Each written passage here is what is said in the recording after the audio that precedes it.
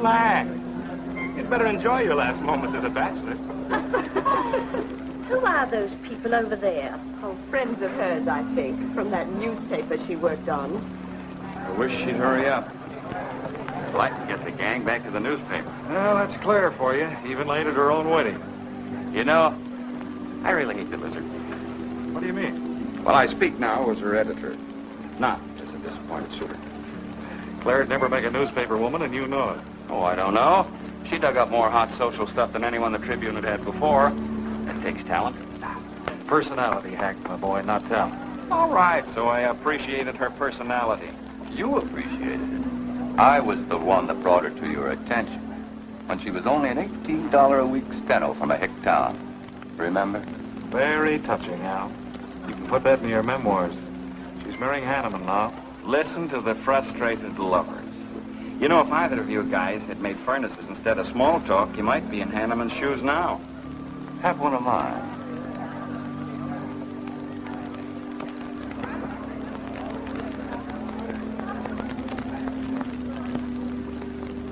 We do have memory, don't we, Les?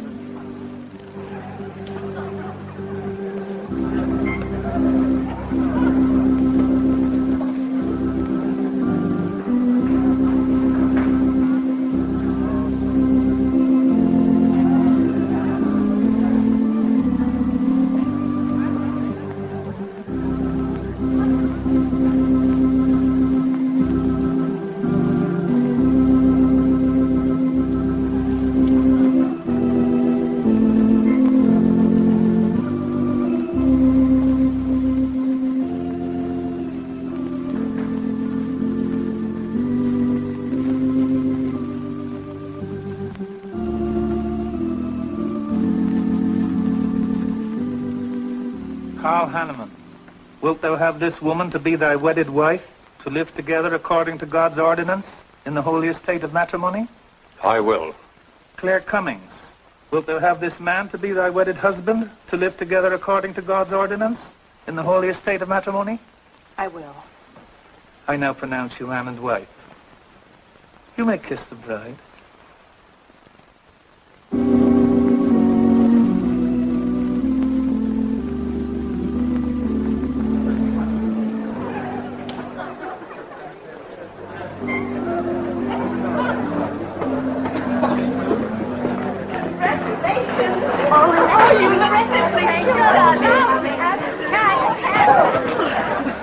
June, don't tell me I'm going to lose another employee. Don't worry, Mr. Doyle. I don't even have a boyfriend. We better go in now and cut the cake.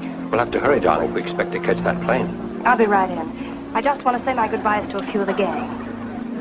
All right, but hurry. Thank you. Thank you.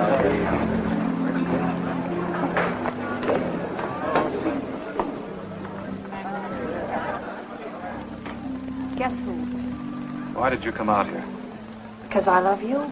Because you love me. Claire, you're crazy. Don't you know what those words meant in there? Let no man put asunder. No one can put us asunder, Les, you and me. Oh, I never could figure you out. Except that... Well, you make everything add up to spell Claire, don't you? Now, darling. You're even getting a sadistic kick out of having me at your wedding. Me and the others. But there are no others. Only you. I'll think about you on my honeymoon.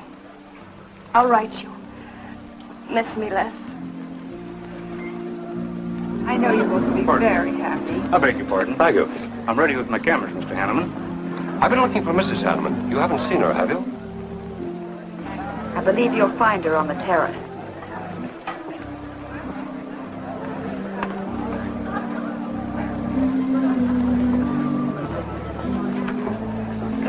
Carl, why aren't you entertaining the guests? I've been waiting for you, my dear. I was detained.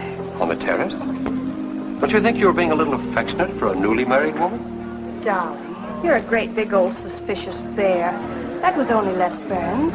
And? It was nothing. Just a friendly goodbye kiss. Les did so much to help me with my newspaper career. Why, he's like a brother.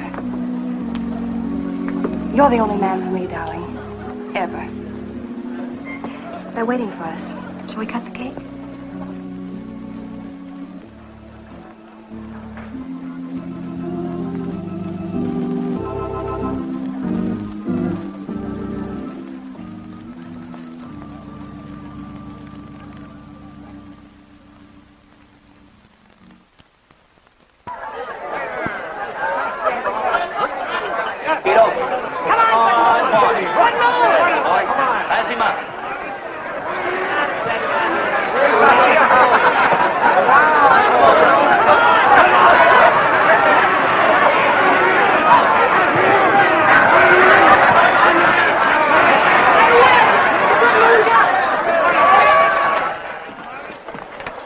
Wow. How much did you pay? $10.80. $10.80 for two. That's not bad. I win $540. Claire, you mean to say you bet $100 on that horse to win? Of course. In these places, you have to spend money to make money. You see now, I'll put $500 in the second race. High heels. Come on. Wait. That's being foolish.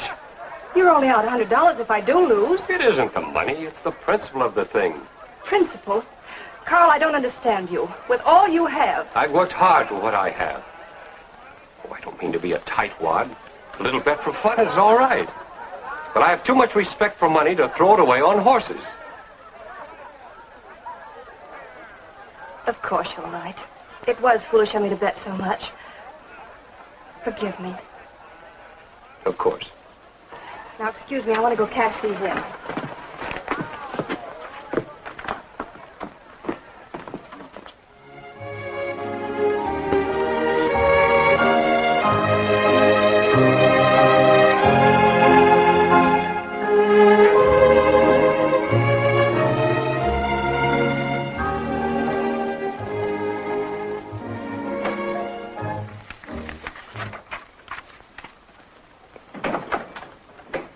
Hello, darling. Miss me? Back so soon, Carl. Oh, we went to the barber shop. Who are you writing to? June Taylor. You remember. Les Burns' secretary.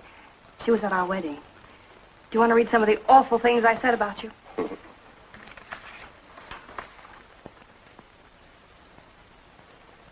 It's hard for me to believe that I'm so lucky as to have a woman like you in love with me.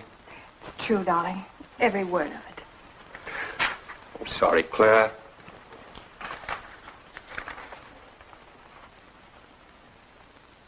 My darling Les. To June, eh? Things are beginning to make sense now. Carl, darling. So that was a goodbye kiss you gave Les Burns. Well, Well, what do you want me to say? nothing. There's nothing you can say, I guess. I'm only glad I found out about it now. Carl, what are you going to do? I'm going back to San Francisco. We're through.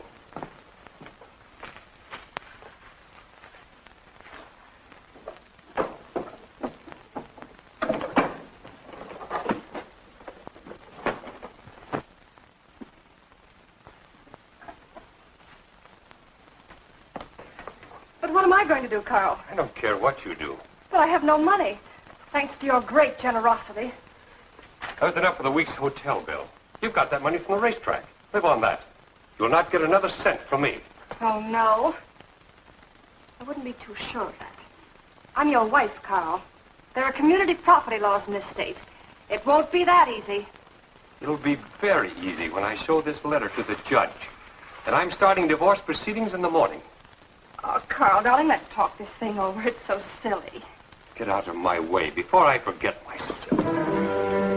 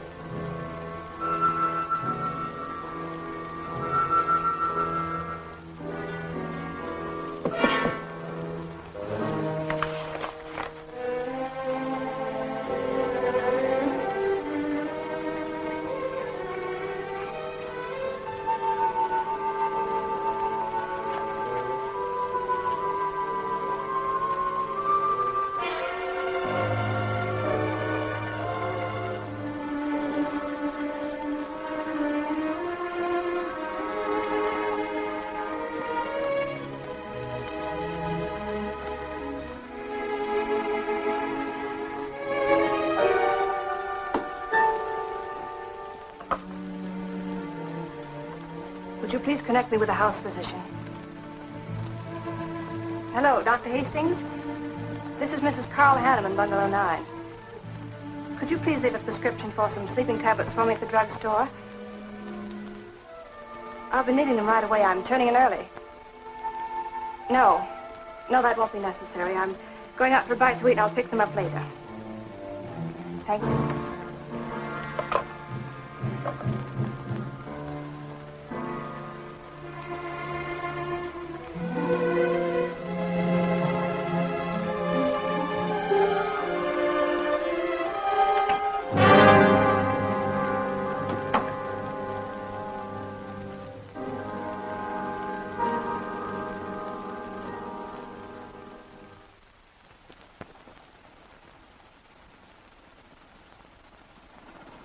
I want a new set of plugs in 42. Okay, Blackie.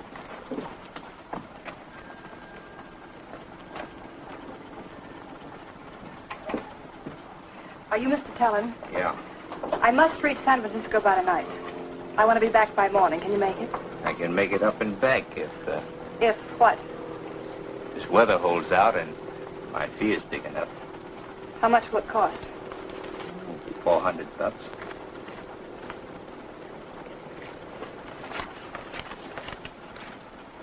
Why, 5? I said 4. I know you said 4. I never made this trip. You never saw me. Understand? Sure. I don't even want to know your name. I'm glad we understand each other. Perfectly. Now, if you wait over there, we'll be ready to leave in a few minutes. Hey, Jack, roll out 41 and let's warm it up. Right.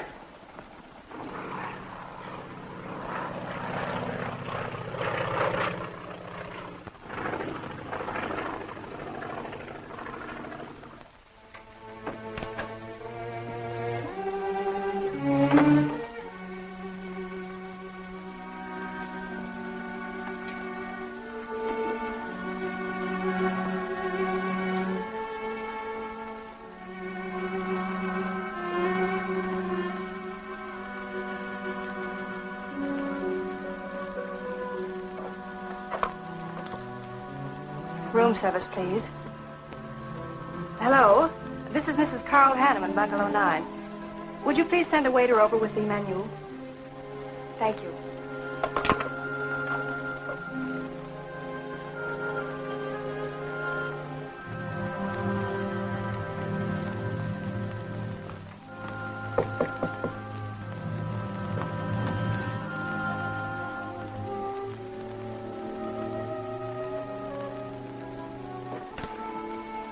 Good morning, Mrs. Hanneman. Good morning, Victor. Let me see. I think I'll take some orange juice and toast, coffee.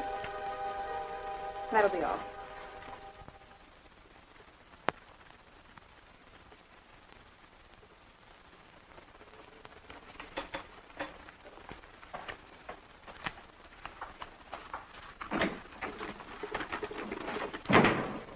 How was the ball game? That was no ball game. It was a track meet. 12-0. This all the mail today?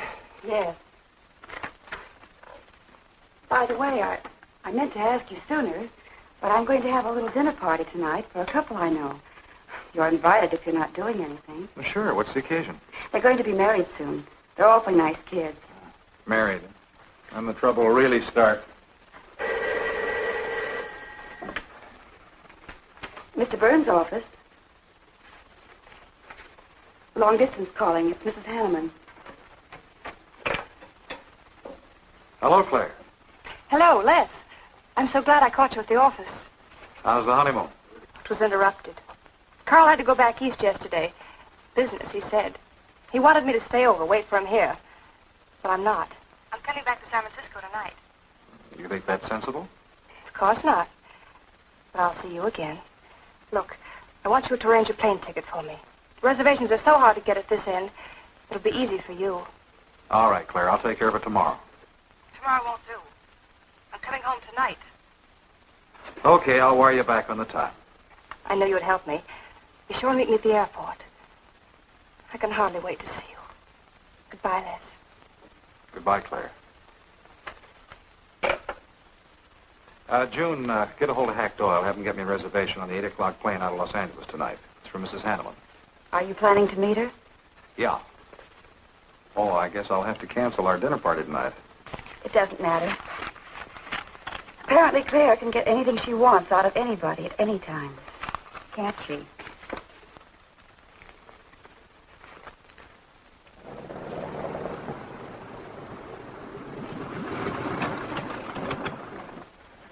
I never thought I'd be back with you so soon, darling.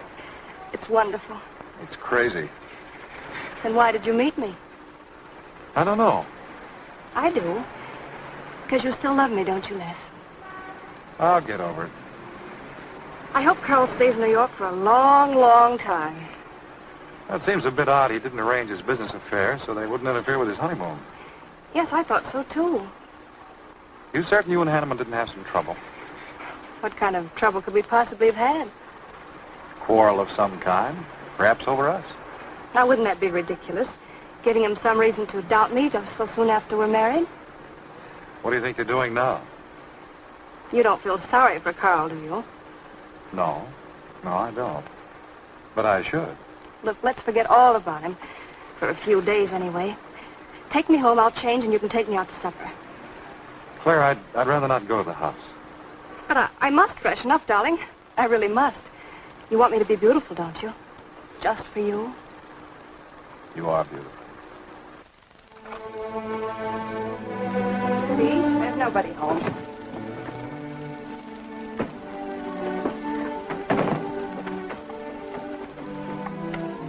Wait in there, darling. I'll be down in a minute. Come here.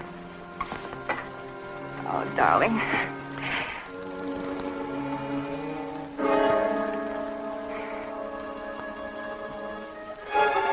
Les, what is it? Stay here.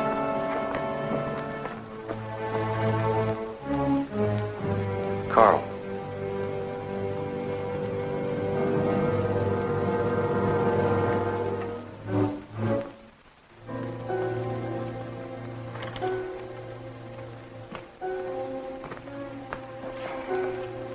Suicide. But why? Oh, poor Carl. Claire, I thought you said he'd gone to New York. That's what he told me. I don't understand it. Why should he do such a terrible thing? You probably know as much about that as anyone. It's going to be one of the first things the police ask you. You can't stay here, darling. I'll take you over to Hack Doyle's. Where's your telephone?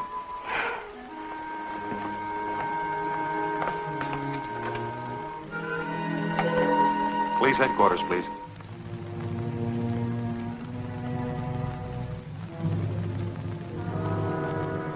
I thought of you and Hack right away, Mamie, and brought her over here. I hope you can put her up for tonight. Oh, of course. You can stay as long as you like, Claire. Thank you, Mimi. You're very kind. It's just too incredible. If he'd had any earthly reason. We were so happy. So very happy. And now there's... Oh, Hack, Claire's going to stay with us for a few days. Good. Plenty of room. The police are over there now. Murdoch said he'd stop by here later. Sure it was suicide? Fairly sure. A man in Hanneman's position, a beautiful wife, and all that money? I don't get it. I don't either.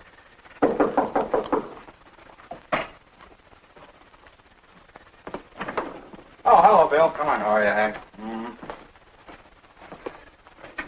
Hello, Claire. Hello, Bill. Sorry this had to happen to you. Sit down, Captain. How about a cup of coffee? Thanks, Miss Doyle. I won't annoy you for long, Claire. Just a few questions. Routine. You know how it is. Of course. Les gave me most of the details over the phone. Your husband, by the way, has been dead for nearly 24 hours. How did it happen that Burns met you at the airport? He didn't happen to. I phoned him from Los Angeles. How come? Well, I was arriving late and alone. I knew Les would pick me up. Do you have any theory as to why your husband came to San Francisco after telling you he was going to New York? No. I didn't know anything about the business. The gun, of course, was Hanneman's. We checked the serial number. Funny there are no powder burns on the coat. Bill, a suicide doesn't always press a gun against his body. In that case... There would be no powder burns, I know. Do you know of any reason why your husband should have taken his life? No, I don't. Anything wrong with his health? Not that I know of.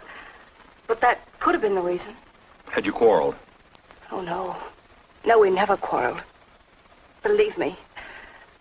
Throughout every minute of our married life, we were supremely happy. The entire week, huh? Well, that's all for now. I may want to talk with you again later. Where will you be? Right here with us. Thanks. Bill.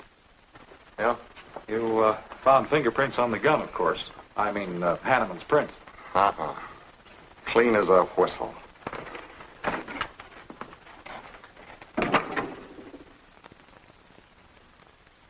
Certain, Mr. Burns, that's the position you and Mrs. Hanneman found her husband?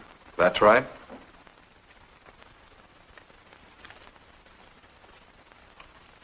One more question, Mr. Burns.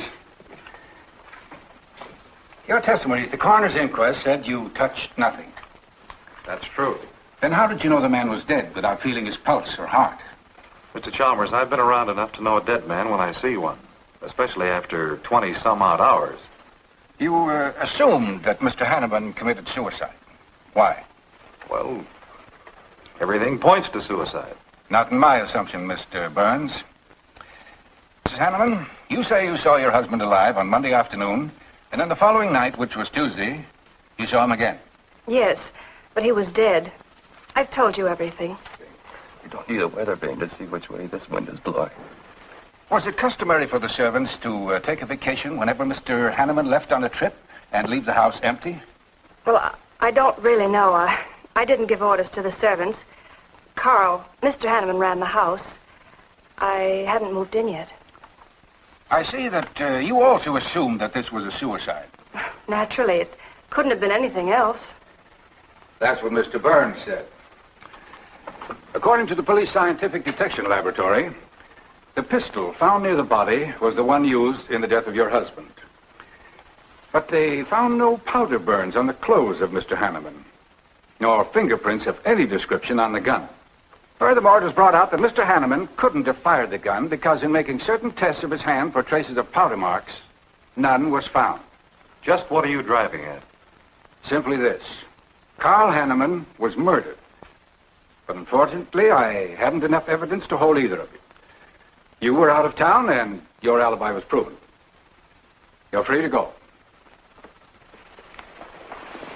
But let me give you a tip. I'm not buying any suicide theory, so the case will remain open. See you later, Ed. So long, Hack.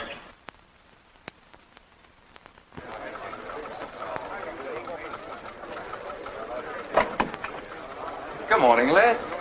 Just the guy I want to see. Yeah, about what? Oh, I've been assigned to do the follow-up on the Hanneman case. Oh, how'd you draw that? Oh, I asked for it. It'll be a dull job because there isn't going to be any follow-up.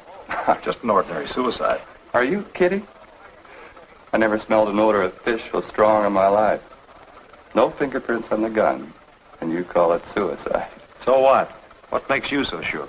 Can you give me a good reason for Hanneman killing himself? No, I can't. Perhaps he thought he had a good reason. And perhaps he didn't. So meanwhile, if I can dig up a plausible motive... Who asked you to dig up a motive, plausible or otherwise? I said, if I can dig up a motive, I'm willing to accept suicide. But if I can't, then it'll have to be murder.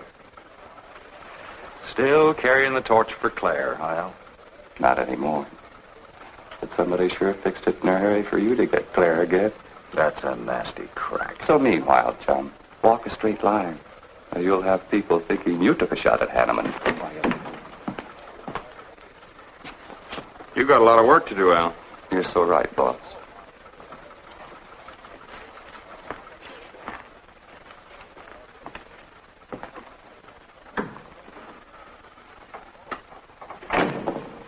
Sorry, Hack. How's Claire taking it this morning? I don't know. I was still asleep when I left. Les, I'm worried about this deal. Police aren't buying any suicide theory.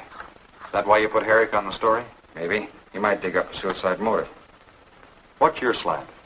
Well, Hanneman killed himself. Nice try, Hack. You're about as subtle as a punch in the nose. You think Hanneman was murdered, don't you? Maybe I'm protecting someone. It's possible. But I'd like to protect someone if it isn't suicide. Like who? Like you. Who had a better reason? Hanneman's death meant that you'd get Claire back and $1 million odd. That makes sense to a lot of imaginative characters around this town. I don't believe it for 1 second. But I still think it's safer to sell the suicide theory if Harry can dig it up.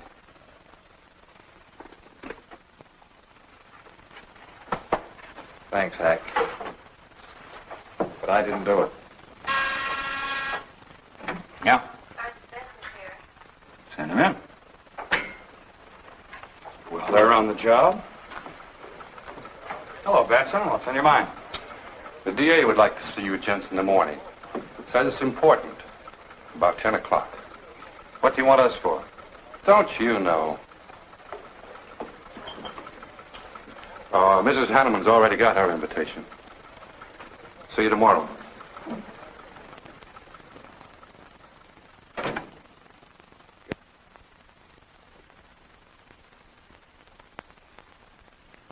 Eric really revels in pouring it on. Well, it's news. Nobody's been hurt. Yet. By person or persons unknown. Could have been worse. The DA certainly tried hard to tag it on somebody. Tell me, Hack, do you think that Claire could have shot her husband in some way? No. She was in Los Angeles the night he was killed. DA couldn't shake that, and... Good morning, everybody. I hope I'm interrupting something important. Hello, darling. You look tired. Hello, Hack, dear. Good morning, Clara. It's a pleasant surprise. What can I do for you? I came to get my job back. Starting when? No. Well, after all that's happened, don't you think you should have a little rest? Rest. Why, working will be the best thing in the world for me. It'll keep me from thinking too much about poor Carl. After all, I must carry on. My life is still ahead of me. What's the real reason? Well, I do need a little cash. I have the house and my clothes, but I just won't be able to live on the widow's compensation the court will allow me. You wouldn't want me to have to sell my clothes in order to eat, would you? Oh, no. After all, I've made other arrangements about your column. Beth Warnock's taking it over. You are still the boss, Hack. Les, darling, wait outside for me. I'll be out as soon as I've had a heart-to-heart talk with Hack. I know. You might as well say yes, Hack. I've had these heart-to-heart talks.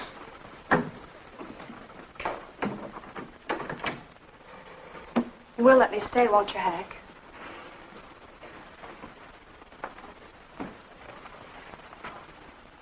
Yes, but I was hoping you wouldn't ask it.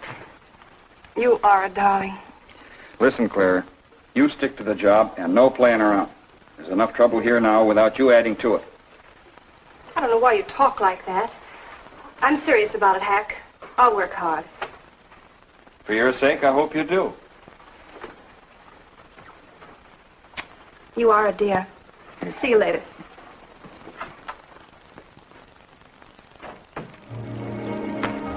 Well, see you later, Al. All right. Hopefully you're friends. Yeah, old friends.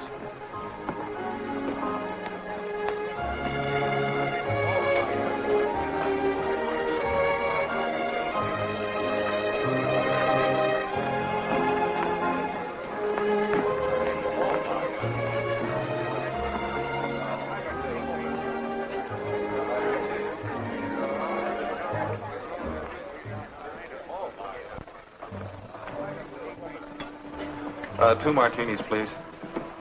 Chicken salad? Fine. Chicken salad for two. And coffee. Les, do you know a good lawyer? Yeah, why? Well, I need one to handle Carl's estate. What's the matter with Hanneman's regular lawyer? Ah, he's an old fuddy-duddy. I want someone whom I can trust to take care of my interests. Well, you might try Lawrence Carson. He specializes in probate work. Carson? Good. I'll call him tomorrow.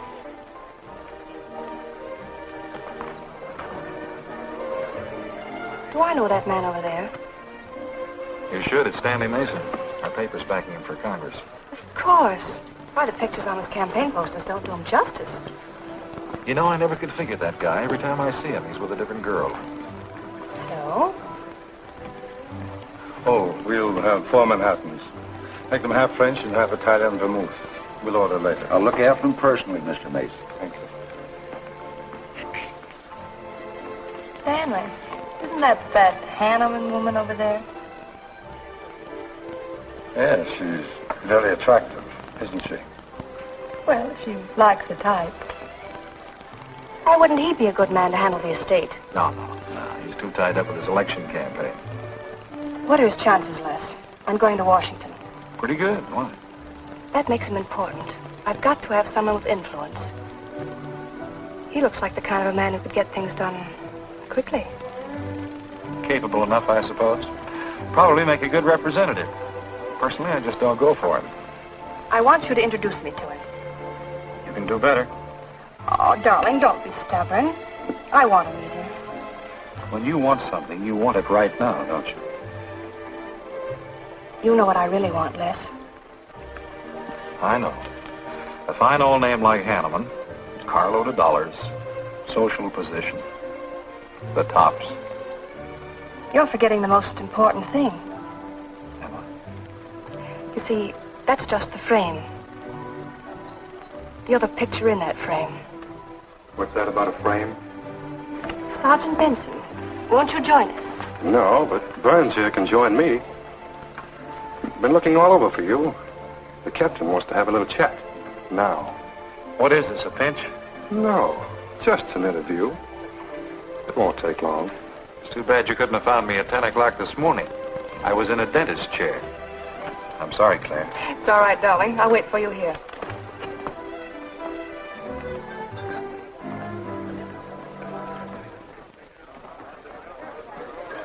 Violet.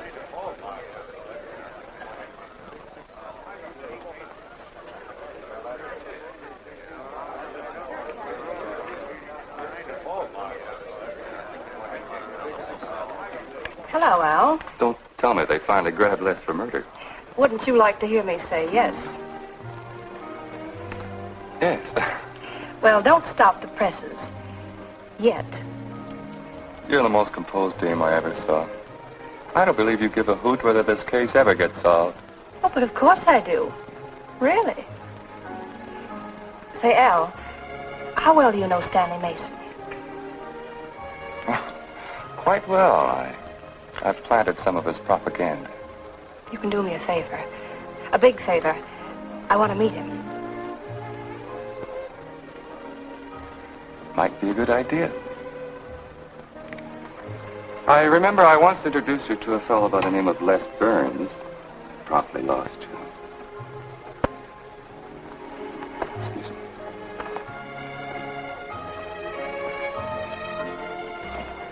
Stan, how are you? Well, hello, Al. Say, I have a young lady over here I'd like to meet you. Just take a minute. Well, all right. Excuse me? Excuse me. Claire, this is Stanley Mason. Mrs. Hanneman. I'm so glad to meet you, Mr. Mason. How do you do, Mrs. Hanneman? Won't you sit down? Sorry, I can stay but a minute. I know you think me rather forward, but being an attorney, you can understand my predicament. I'm desperately in need of someone to administer my late husband's affairs. I thought perhaps you could help me. Well, I hadn't intended on taking on any more work this summer. My campaign requires so much attention. However, supposing you come to my office at, say, 4 o'clock, we can at least talk it over. Oh, thank you. I would appreciate it. Here's the address. So, until then... Oh, excuse me. Sorry. Thank you, Al. Don't mention it.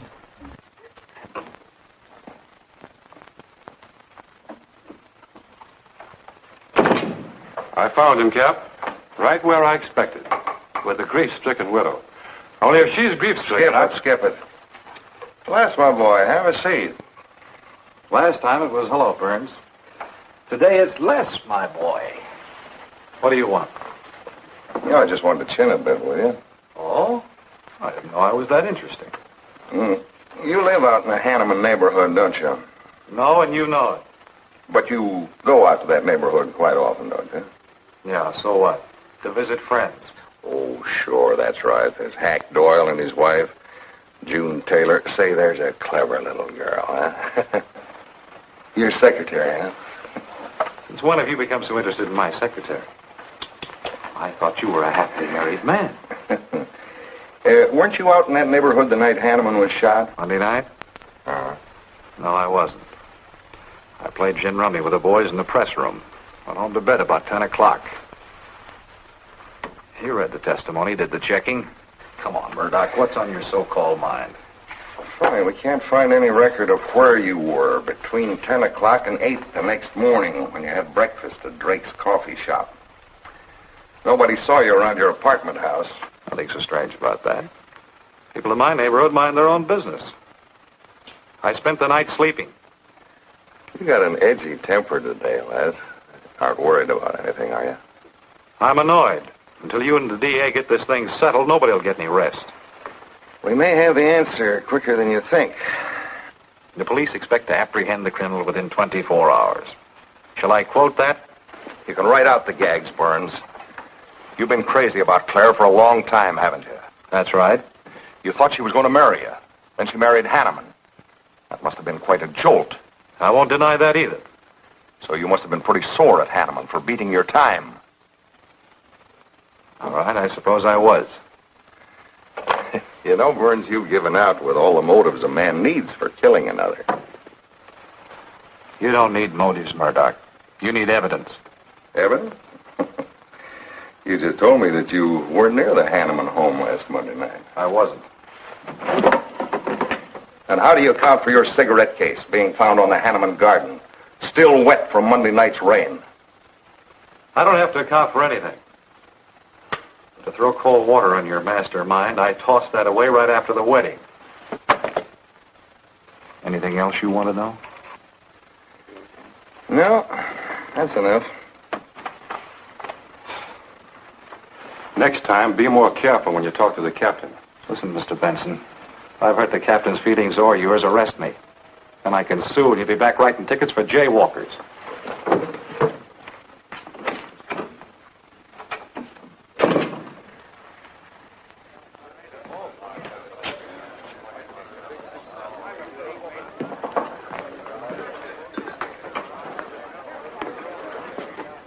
You rent that stool by the month? Well, Lester. Where's Claire? Oh, Claire isn't here. She had an appointment. Did she go back to the paper? No, about this time, she should be walking into the inner sanctum with that courageous and fearless champion of the people's rights. That distinguished candidate for the Congress of these United States. Mr. Stanley Mason. You sound like you're on Stanley's payroll. Mm-hmm. I introduced them. You seem to have a talent for that sort of thing. Thank you. I believe that's all the information I need, Mrs. Hanneman. I can't possibly find words to express my gratitude in your consenting to help me. Oh, believe me, it's a pleasure. A little pressure in the right places should settle the matter quickly for you. Thank you again, and good luck in the elections. Oh, thank you. I suppose you'll be leaving for Washington immediately if you do win. Yes. If I win. You will. I know you will. Well, I really must be going. Oh, can't I drop you off somewhere? I'm sorry. Not this evening. Mr. Burns is taking me home. He's the gentleman you saw me with today. I'll call you tomorrow. Perhaps we can have dinner and talk some more about your problems. Splendid. Goodbye.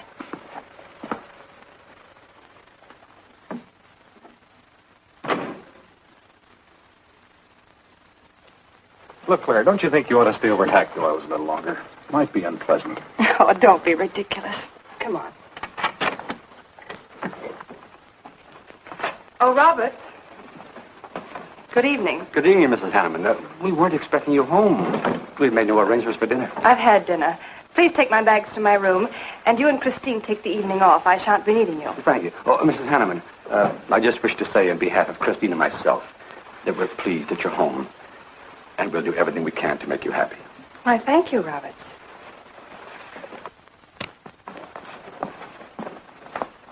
Well, come in, darling.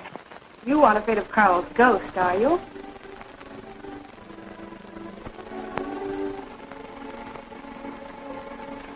You'll never be happy here, Claire.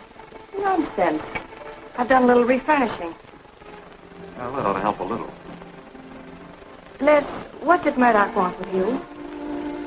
You had an idea I might have paid a visit here Monday night. But you didn't, did you? Of course not. It also seems I had a motive to kill Carl. But of course you did. If you were that kind of a person. Murdoch's only fishing. Well, he knows I've been in love with you for a long time. I told him. You told him? Why not? It's true. You want them to keep working on you, so they'll stay away from me. That's it, isn't it? Yeah, that's it. I said I'd stand by. And you have. And I love you the more for it. You know I do love you, don't you, darling?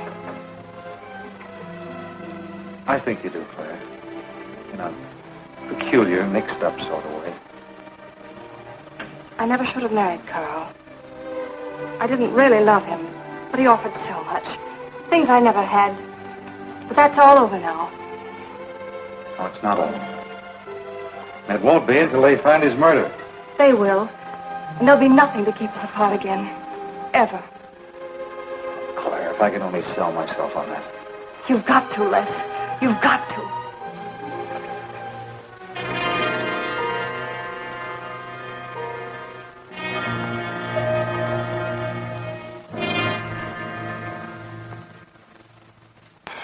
That little tidbit straight from the horse's mouth brings us to the 3:00 mark for today. See you around about this time tomorrow. Les Burns. You're pretty sharp today. That's the best column you've done in 2 weeks. Thanks. You say so, it must be all right. Hi, Pat. Hello, Harry. Hear about your girlfriend? They dragged her in this AM. Murdoch and the DA gave her quite a going over. Lawyers charging to the rescue, Les. Stanley Mason already beat you to it. What do they want with her, Al? Well, it seems they had a hunch Claire made a fast round trip into town the night her hubby joined his ancestors. Seems they thought her alibi about being in L.A. the whole time was the bunk. Oh, that's ridiculous. Oh, is it? Well, you'd know more about it than anyone. Jones, put that through, please.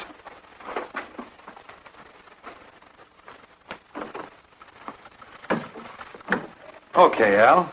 You're so much smarter than Murdoch. Spill it. Oh, I'm not saying I'm smarter. But I do know Claire better than he does. And I know you. Meaning what? Claire never lost any interest in you before, during, or after her marriage. And that doesn't prove it happened. With all that wampum at stake, this whole thing could have been planned weeks ago by both of you. I'm fed up with your dirty cracks. Now get out! Wait a minute. Look, Junior, one of these days I'm going to be too late and you're not going to have any teeth. Mm-hmm. You're so right, boss.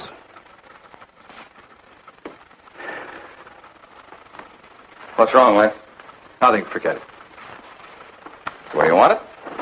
If anybody wants me, I've gone for the day. Have one for me, too.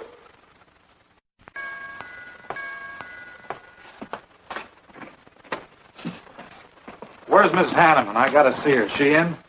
Why, yes, but she's going out. This is important. What's the trouble, Les? Oh, I've been trying to find you all afternoon. You didn't get back to the paper. Where were you? I was with Mr. Mason. We were talking over the estate. Oh. Looks like you got some more talking to do. It's really only business, Les. Come in, but I can only see you for a moment.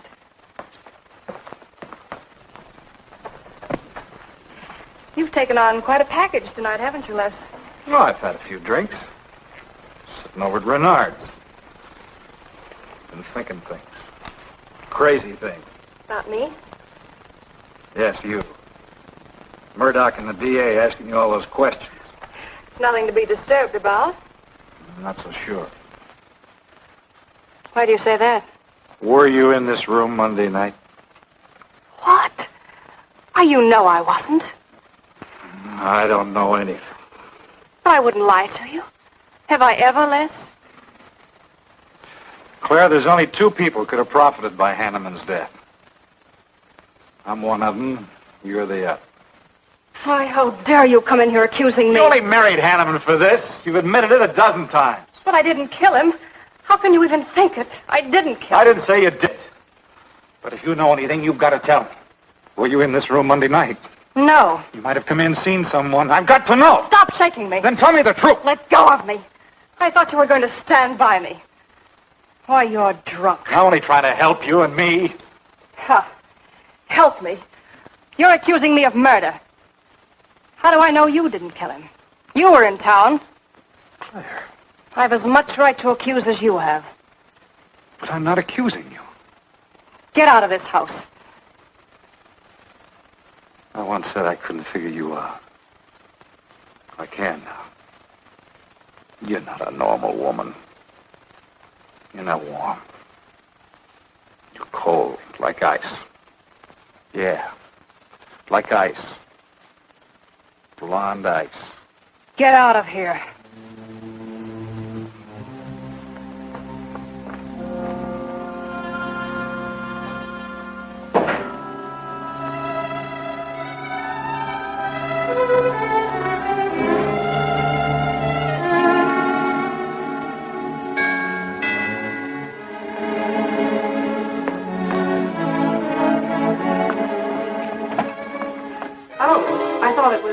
Hello, Mrs. Hanneman. I don't believe I know you. Sure. Sure you do. Let me come in. We can talk better inside. In there. Now, what do you want? And I saw your picture in the paper, and I found out who you were. I figured we could make a deal. Deal? I was going to call on you last night, but you had company, and I had to see you alone. What kind of a deal? Seems that plane ride last Monday night returned big dividends. I paid you to forget me. I thought I could trust you. Sure you can trust me. But it's hard to forget murder for any $100. Why, you dirty double... I don't like that word. All right, we'll forget what happened to Hanneman. I'll go along with you on that suicide story. That is providing there's a little consideration of, let's say, 50 grand. $50,000? Why, I don't have that kind of money. This estate's in probate. I won't receive a thing for months. I can wait. But in the meantime, I'll take this. I know a little man who'll lend me money on it. All right. All right. Just don't come near this house again. But I will keep in touch with you. Quick, out the terrace door. And don't forget, Mrs. Hanneman, I'm not kidding about that 50G.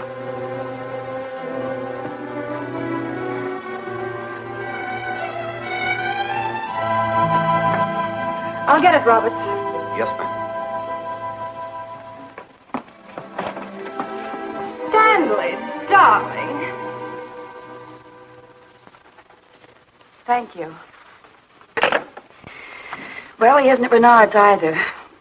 Oh, I hope nothing's happened to him. He'll turn up when he runs down or runs out of dough for drinks. Say, you write his column all by yourself? Somebody had to do it. I hope it's fit to press. It's good. Nice of you to cover for him, too. Do you really think he's all right? Sure. I'll find him later. Don't worry about Les. He's probably getting more poison out of his system than he is into it.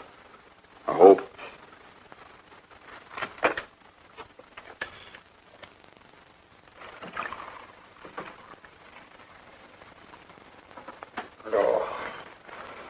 Oh, June.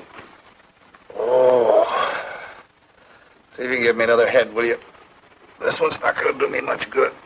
You certainly had a little trip for yourself. I guess so. What day is it? Tuesday. Holy mackerel. What happened to Sunday and Monday? I took care of them for you. Oh, you would. Who found me, Hack Doyle? No. Claire. Claire? Mm-hmm.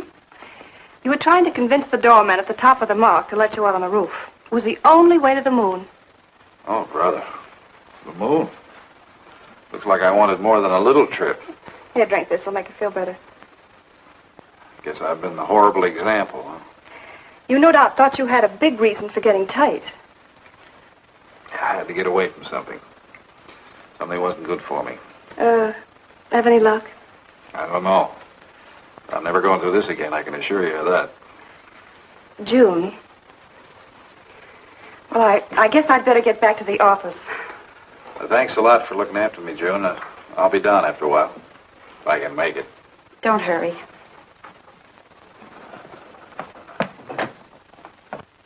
Les, I wonder which hangover you'll recover from first.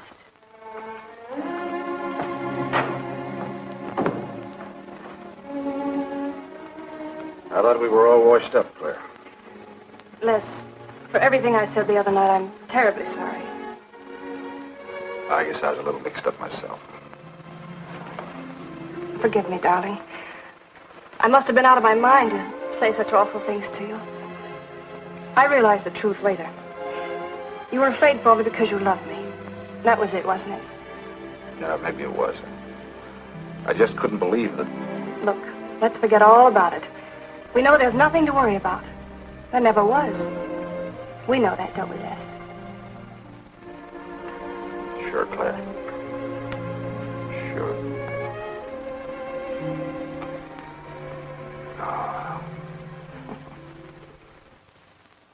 Here's to our new congressman. May your career be long and successful. Thank you, darling. Jeff, but aren't you both a bit early?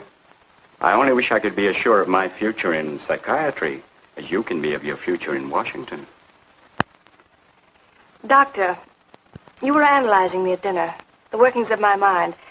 Do go on. It's very interesting. I've never been psychoanalyzed before, and your deductions amaze me. Claire, I warn you, if Jeff continues, he'll have you convinced you're batty.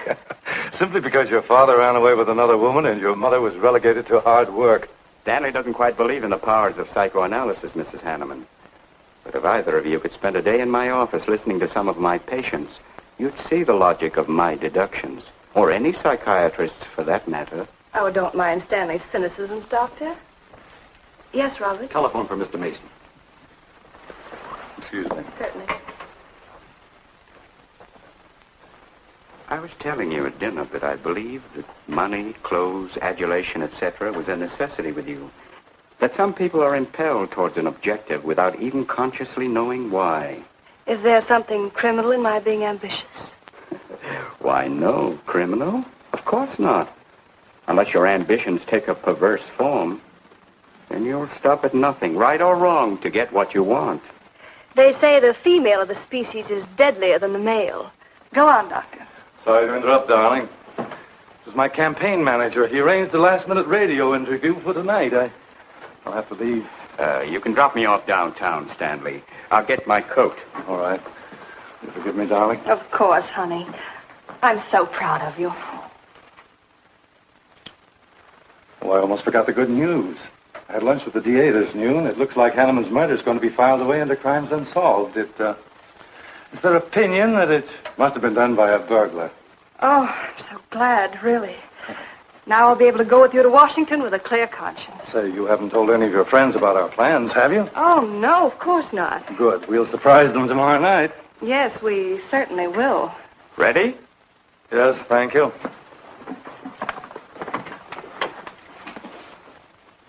Good night, Claire. Good night. Mrs. Hanneman, please don't take my mental probing too seriously.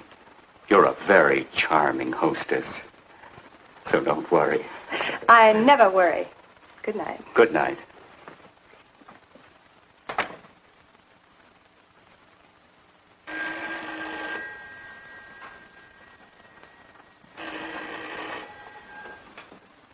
Hello? Yes, this is Mrs. Hanneman. That's all right, Roberts. I'll take it. Hello? Who? How dare you call me here? I had to. I'm in a jam. I need some dough, and you've got to help me. The estate isn't settled yet. I told you I don't have any money. Don't give me that. You're a smart girl, and if you haven't got it, you know where you can find it. I need at least a couple of grand now and tonight, or else I go to the cops. I got nothing to lose. I have about $700 cash in my jewelry. All right, bring it along. Meet me at the end of the Old Valley Road. Be there in 20 minutes.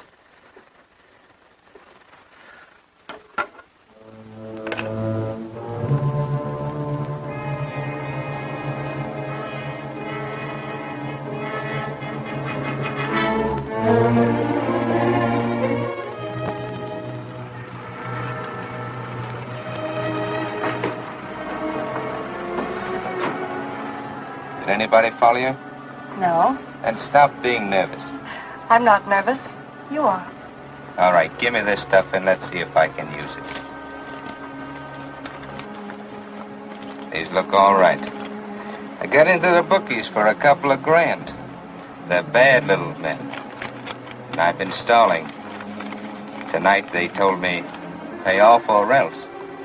They wouldn't kill you for $2,000. They'd kill for a lot less. That's why I had to put the bite on you. Thanks, Mrs. Hanneman. I wouldn't double-cross anybody. Not unless I had to. I wouldn't double-cross anybody either, Blackie. Unless I had to.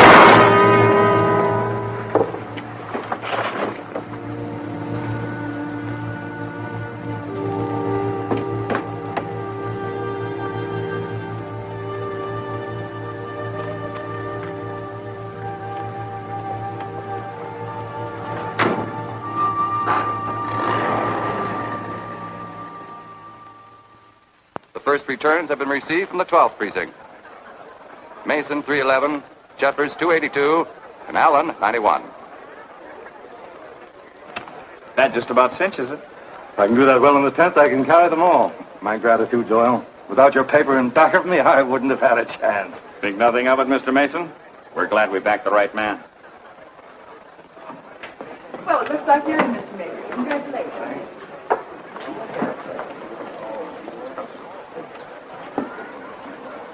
Seen Les and Claire yet tonight? No, I guess she's waiting to make her grand entrance. It's about 100 times you've asked for them, Hack. What gives? Nothing?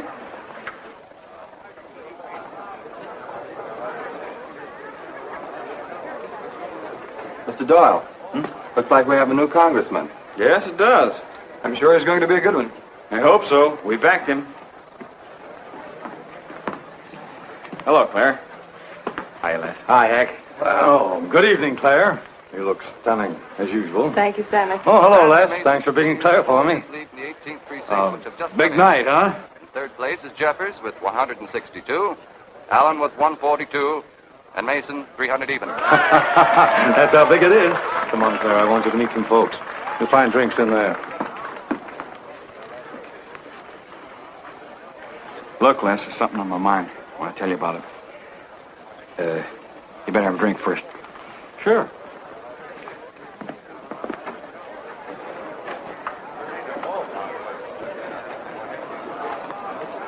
Hi, folks. How's the brawl? Well, at least the liquor's good.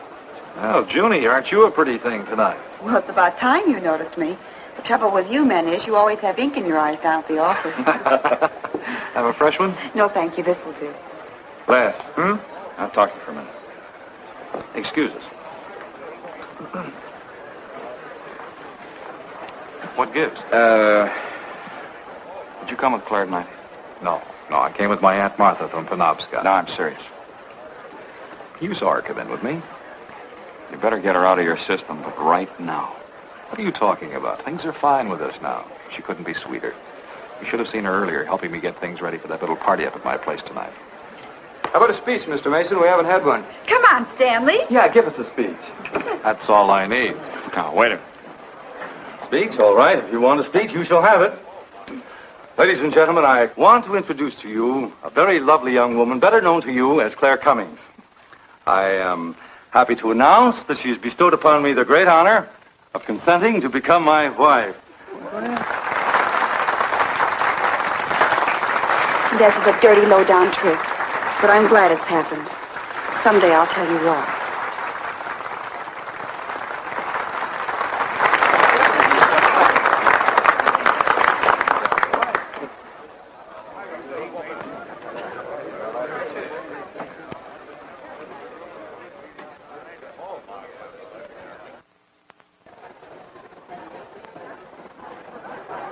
All the rest of the world, my dear. That was quite a speech you made, Stanley. Surprised, Jeffrey? Aren't you going to congratulate us, Doctor? It's customary. Hate to take you away at this moment, Stanley, but there's something I must talk to you about. It's important. But of course, Jeffrey. Will you excuse us? I know you'll enjoy living in Washington. When do you plan to have the wedding?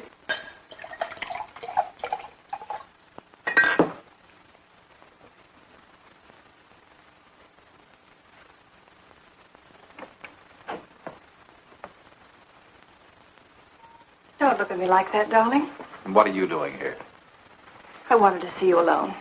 Sure, not a husband in sight. Dead or alive. I didn't have a chance to explain. No one can put us asunder, Les. You and me. It was more effective last time with wedding music, remember? Oh, you're cruel. I didn't mean to hurt you, and you are hurt, aren't you? That's how much you bother me now. Not a quiver. What about your heart? Claire Cummings, Hanneman, Mason. If this keeps up, you won't be able to get your initials on your silverware. I can't help it, Les. I do love you, but you could never give me the things I must have. Money, importance. With me, they're a necessity. Oh, stop it, Claire. You're like a poison.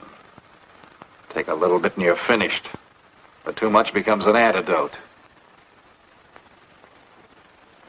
All right, darling. But if we've really come to the end, Stanley. Do you mind, Burns? I'd like to say something to my fiancée alone. Not at all, Mr. Mason. Not at all. Go right ahead.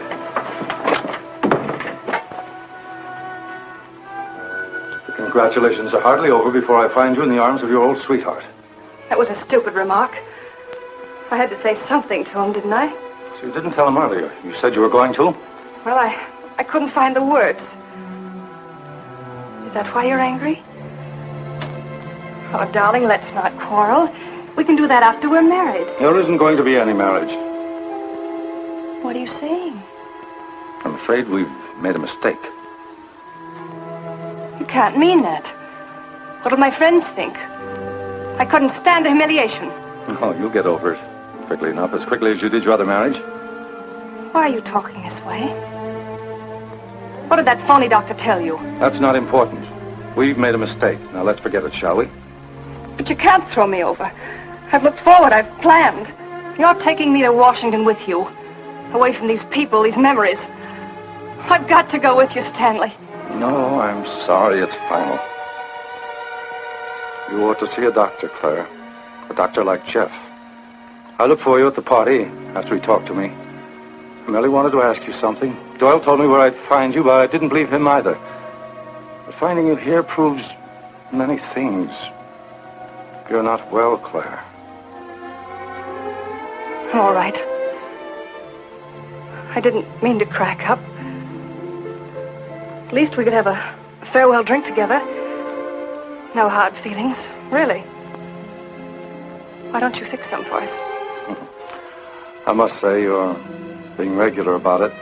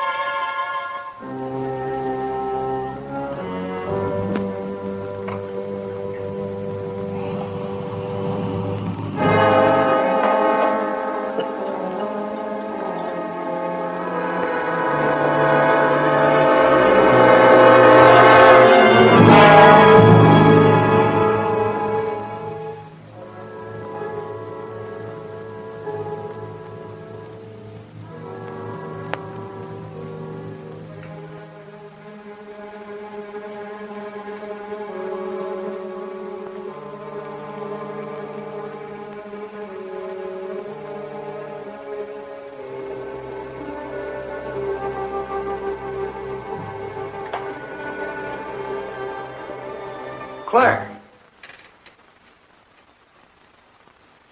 What have you done?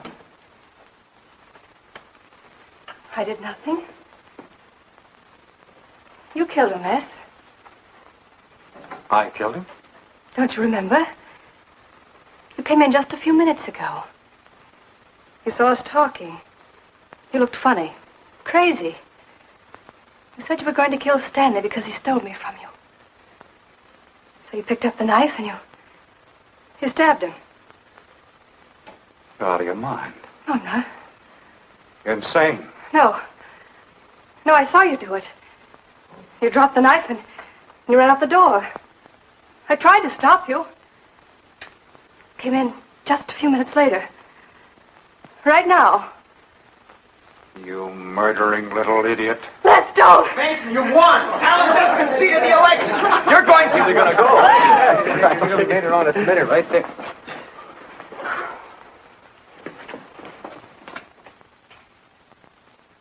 So you see, Doctor, the evidence is really stacked against Les Burns. I and the others feel that he's absolutely innocent. Now, I asked you down here to see if there wasn't something you could do to help us prove Les is innocent and Claire's guilt. Because just as sure as my name is Hack Doyle, she's framed him. I agree with you 100%. I am positive that Mrs. Hanneman killed Stanley. But because of her testimony and finding the knife in Les's hand when you arrived at the scene, the police could come to only one conclusion. Surely there's something you can do to help him. He's innocent. I know he is. Look, you were once connected with a big city police department. Then you must have run across cases of this sort. I know now that Claire Cummings is a nut if I ever saw one. Yes, you're right, Mr. Herrick. I'll at least have a try at it. I'm just as interested in finding Stanley's murderer as you are in proving Mr. Burns' innocence. Now, I have a plan that might break her down.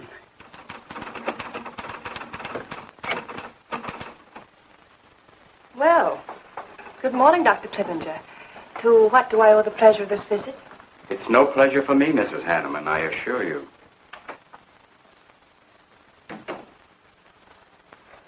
I just came to ask one question. Why did you kill Stanley Mason? What? How ridiculous you are, Doctor. Am I? You see, I had a talk with Stanley last night concerning your betrothal and advised him against it.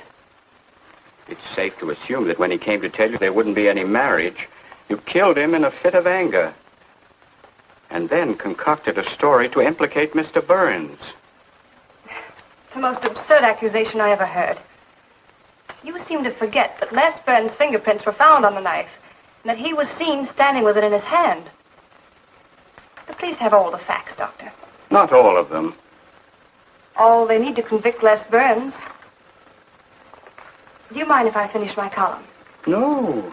Why, no.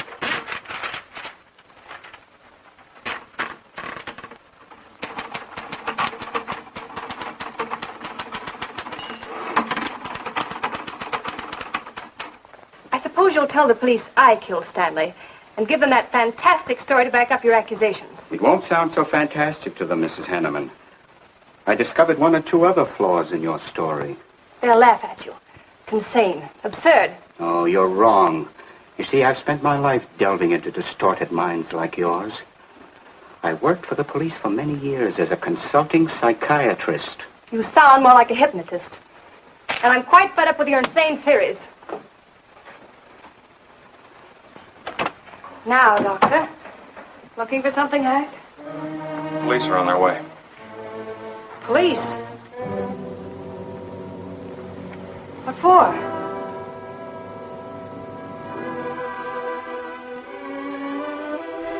Oh. I see the three of you dreamed this one up. Well, as long as you're going to have me arrested, you might as well read my last column. Go ahead, read it, Hack. Read it out loud. I killed Stanley Mason. I killed Carl Hanneman. I killed Blackie Talon.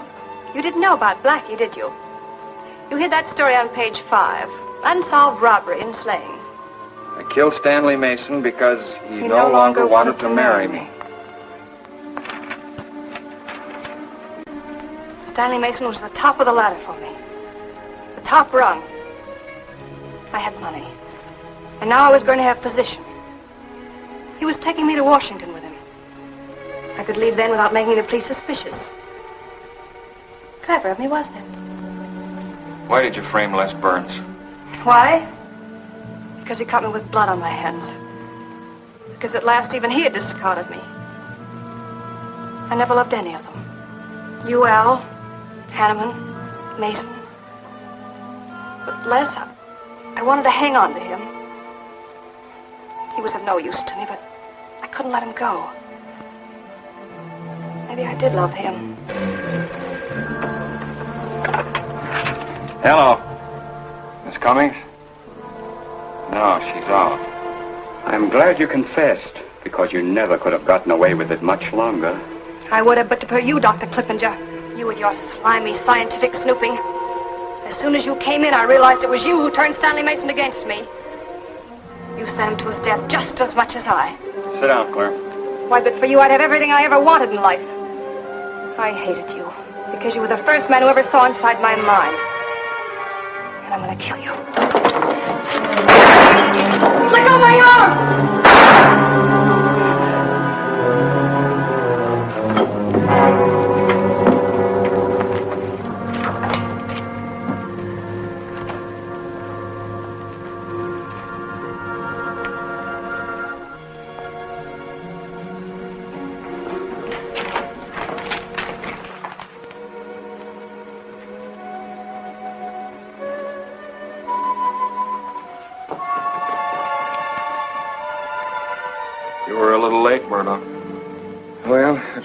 Probably better this way. I can scarcely believe it. A woman as beautiful as that.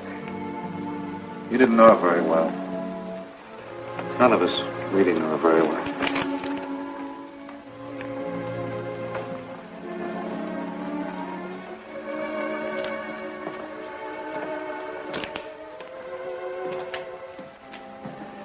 She wasn't even a good newspaper woman.